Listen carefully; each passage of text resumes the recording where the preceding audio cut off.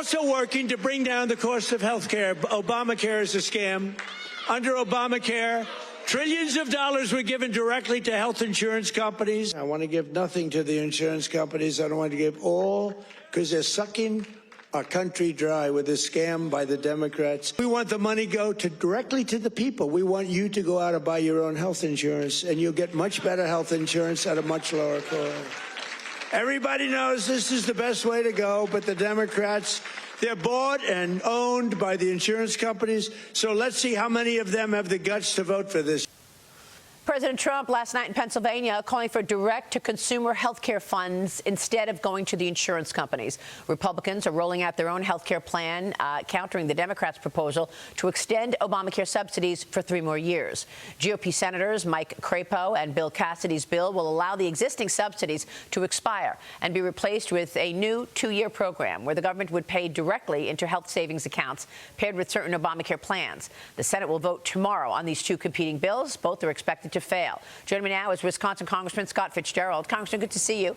You will chair the hearing today on the Obamacare subsidy fraud. What are you expecting on a potential package for these subsidies to be renewed? Yeah, Maria, before we get to the point where we can fix Obamacare, I mean, the one thing I'm concerned about is this GAO report came out and just demonstrate the president's right. It's not just fraud and abuse. This is a scam that's been run for some time. So we have a lot of members that are pushing already for some type of extension. But I think it's going to be difficult to do now that this GAO report is out there on the street and members are starting to digest what's in it. So you're not expecting any change then? These subsidies will expire at year end? I am. I mean, there's about 5 different plans that are being sold. We're going into conference this morning at 9 a.m. to hear from the speaker to see exactly what they're pushing. But I'll be honest with you, I mean, there seems to be a significant divide amongst plans and positions that members have taken on those plans. So in other words, nothing gets the majority? Well, I mean, I'm optimistic. I mean, the one thing that we do have is that the White House now is starting to coalesce around a couple of these ideas.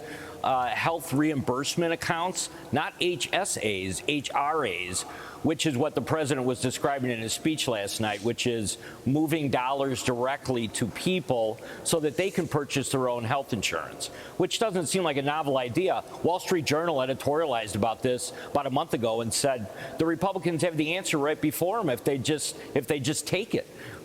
So I'm optimistic that we can come to some resolution within the House. The Senate's a whole different game, though. Sure. Meanwhile, the House Rules Committee clearing the National Defense Authorization Act along party lines after hours of debate, setting up this bill for the chamber-wide vote today. I spoke with your colleague, Texas Congressman Keith Self, on this program Monday, and he's worried about the red lines in that bill. Watch this. Red lines in the NDAA bill. First of all, we were promised, conservatives were promised, that an anti-central bank digital currency language authored by Tom Emmer, the whip, would be in the NDAA, that it is not in there. And then there is no anti-abortion language either. So as we fund our military, there are red lines that we need to put in here in the NDAA. If you don't pass that by the end of the year, do you jeopardize the Democrats shutting down government again at the end of this funding cycle on January 30th? It would give them an issue, so let's get the bill fixed. Congressman, your reaction? Yeah, I mean, the NDAA is going to pass, Maria. Congressman Self has brought up a couple of things that I'm hearing from members as well.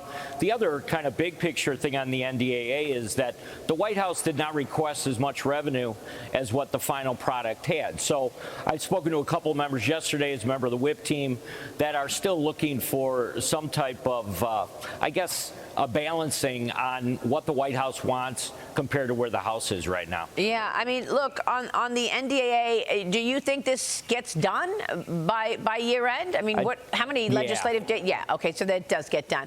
Yeah, I do.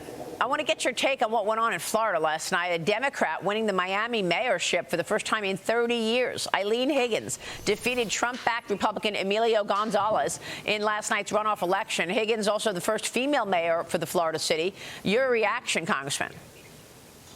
Yeah, I mean, I'm no expert on Miami politics, I'll be honest with you. But, you know, it is the gap there seems to be more significant than what some of the members of the Florida delegation expected.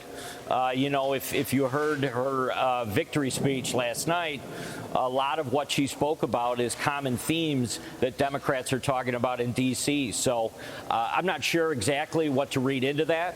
But I will say, I mean, she talked about the new buzz term affordability quite a bit. How that plays into a mayoral race in Miami is difficult for me to get a read on.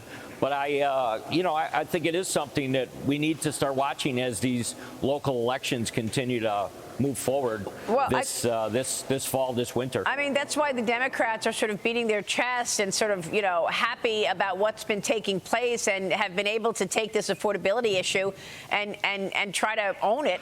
The president last night in Pennsylvania sounded off on America's strong economy. He had a rally in Pennsylvania talking about all of the wins. He announced a $12 billion aid package for American farmers this week, all funded by U.S. tariff revenue, Congressman. So how is it possible that the Democrats have been able to sell this affordability and get voters to put in more Democrats because they are believing that the Democrats own this issue?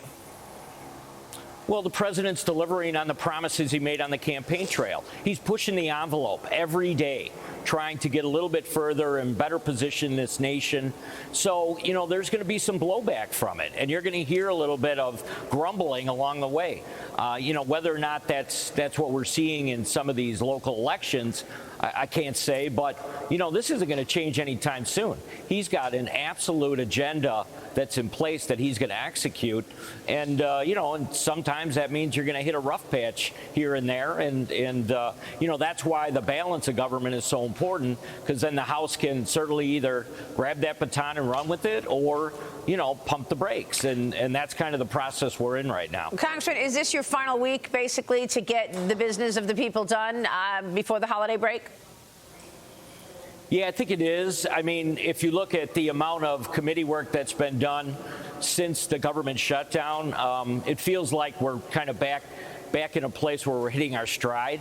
But we have some big things to accomplish, like we just laid out. So, but I'm optimistic we'll get that done and have everything wrapped up by the 19th. All right, Congressman, great to see you this morning. We'll be watching your work. Thank you, sir.